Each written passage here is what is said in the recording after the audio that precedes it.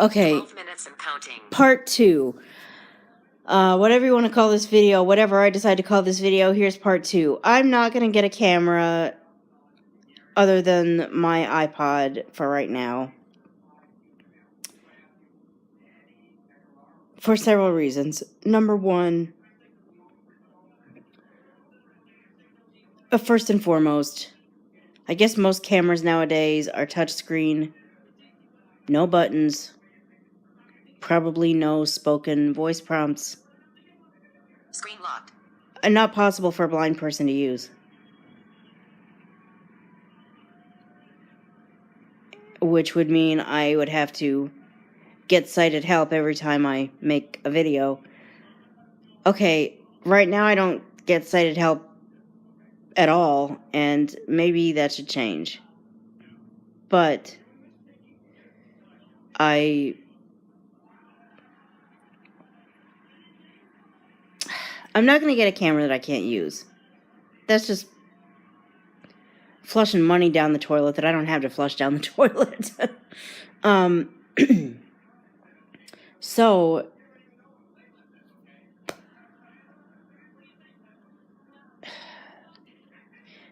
that's the first reason I'm not going to get a camera. The second reason I'm not going to get a camera is the excuse me, the ability to record and then upload stuff to YouTube all on the same device is in the iPod, iPhone, iDevice. I don't think I'm going to find that in a camera.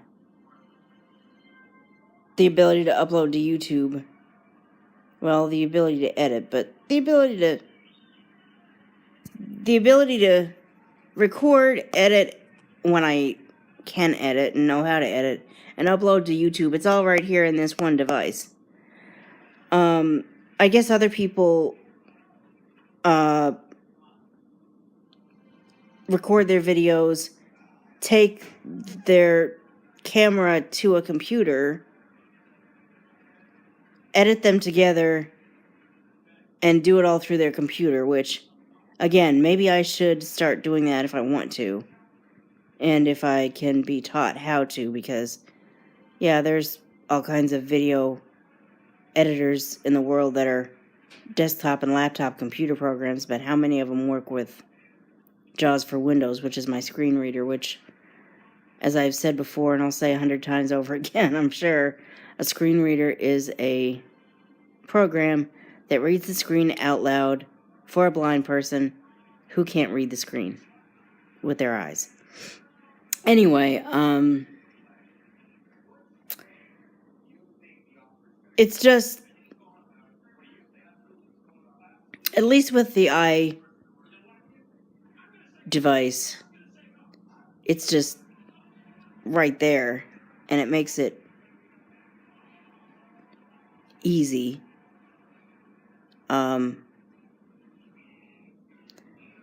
So I'm not inclined to get a camera specifically for YouTube, although if I had a blind YouTuber roundtable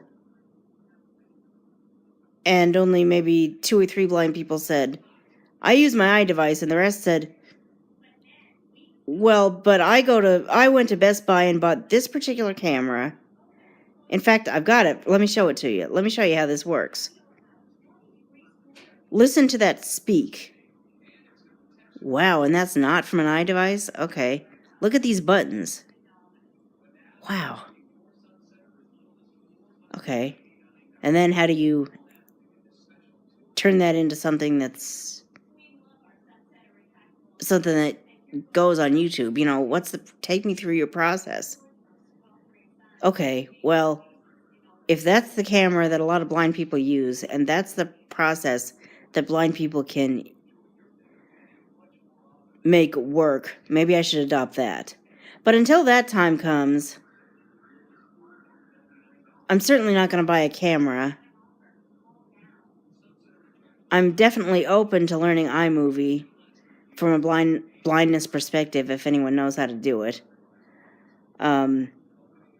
What this started with is I would love to do, I'd love to see a blind person, or a few blind people even, or really as many blind people as would do it, but I don't even know how many blind people there are on YouTube, but do the YouTuber tag. Or again, I could create a blind YouTuber tag with maybe not some of the questions that are on the YouTuber tag, but with questions that, I mean, I could take maybe some of the questions out of the YouTuber tag because they just aren't what I want to know, and put in questions about, like, what screen reader do you use? I'm sure what editing program do you use is in the YouTuber tag. But the blind YouTuber tag, I might create it. I wish there were people that would do even the YouTuber tag that were as blind as I am, or at least blind enough to rely on a screen reader.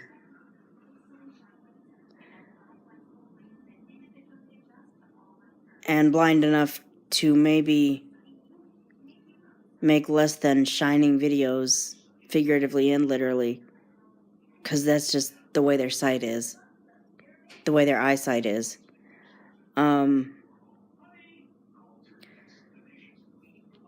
You know, I believe that just because you're blind doesn't mean you can't have a successful YouTube channel. You know, I'm just going to go ahead and mention this place by name. A lot of times I don't do that, but the Louisiana Center for the Blind, I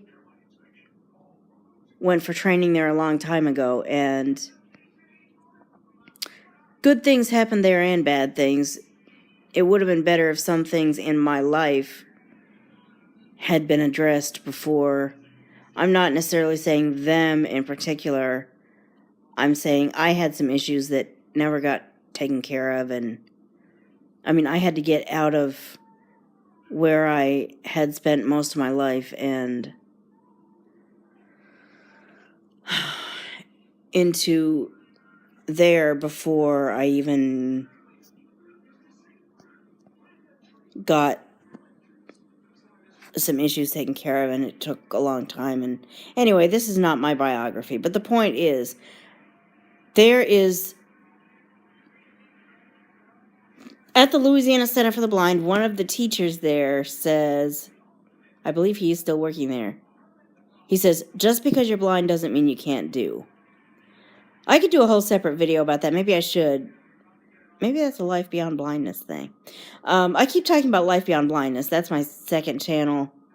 I guess just search for Life Beyond Blindness. Put that in the YouTube search and see what comes up. Anyway, just because you're blind doesn't mean you can't do. I agree with that, but I don't agree with it. Just because you're blind doesn't mean you can't do. In some cases, that's true. Just because you're blind, I think, doesn't mean you can't have a good YouTube channel. You just need training. You need people to advise you, preferably at least a few who are blind and who, for example, don't tell you to do a bunch of stuff that obviously you can't do because you're blind.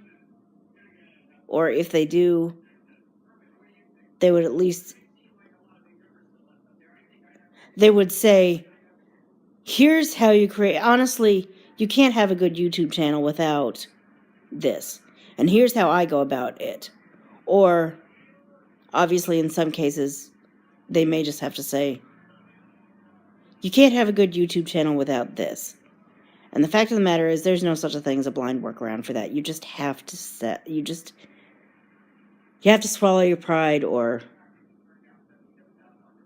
tell somebody about your YouTube channel or whatever's holding me back, and get somebody to help you who can see. There's just no way around it. And obviously, being blind, there is no way around getting sighted help, you know, with some things, which leads me to something, you know, to the fact that in some cases I don't agree with his statement that just because you're blind doesn't mean you can't do. Just because you're blind doesn't mean you can't drive a car. What are you, crazy? Just because you're blind doesn't mean you can't take care of people with special needs.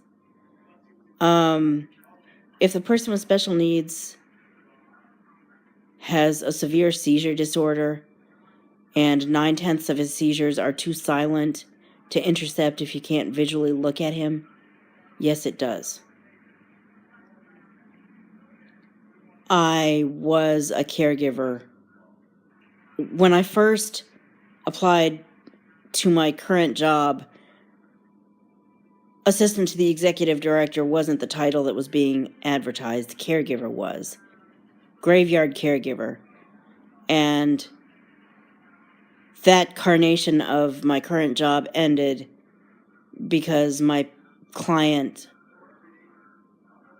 had seizures and they were silent, and thank God he was not, he was, there was no life threat.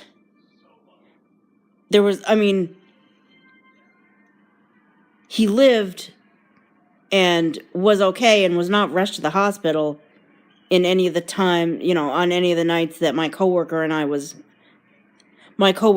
I were caring for him. But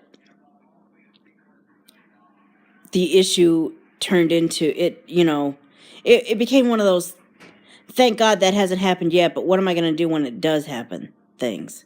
That's what my boss was faced with, and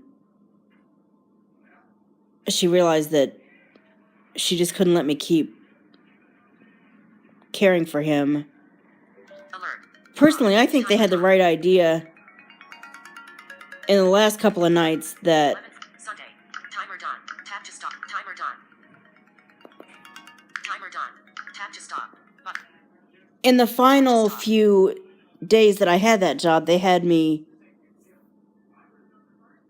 with one of the other clients, and my job was pretty much to sit with him and make sure that he was okay as he slept, and that worked. But truly, in order to be a nighttime caregiver at that facility, you really have to be able to see. So just because you're blind doesn't mean you can't do. When it comes to that job, yes, it does. And I'm going to have to make a part 3, I guess. Because, again, this is getting too long.